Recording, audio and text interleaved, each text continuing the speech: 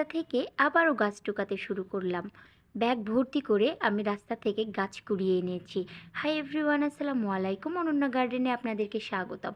গিয়েছিলাম অসুস্থ এক ছাত্রীকে দেখতে। সেখানে গিয়ে রাস্তার পাশে এক বাড়িতে এই সুন্দরী মাধবীলতার গাছ দেখতে পাই। সাথে সাথে একটা ডাল টুক করে আমি ছিঁড়ে নিয়েছি। ফুলগুলো দেখতে বেশ সুন্দর, আরেকটু নেওয়ার ইচ্ছে ছিল কিন্তু আসলে ভয়ে নিতে পারিনি, কারণ ওখানে কোনো গাছের মালিক ছিল না। যাই হোক, আমি রাস্তা থেকে যে গাছই পাই সেই গাছই আমি কুড়িয়ে নিয়ে আসি। স্টুডেন্টের বাসায় গিয়ে এই ছোট্ট একটা পর্তুলিকার বা মশরুজের গাছ আমি দেখতে পাই।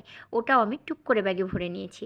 তারপর রাস্তার ধারে এই যে সুন্দরী কচু গাছগুলো, এটা তো আমার ভীষণই মন কাড়ে।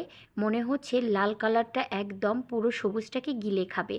তারপরে এই যে আরেকটা সুন্দরী কচু গাছ, ফোটা ফোটা দেখতে। আমার বাগানে এই গাছগুলো ছিল না, তাই খুব তাড়াতাড়ি আমি এই জঙ্গল থেকে গাছগুলো কুড়াতে শুরু করি।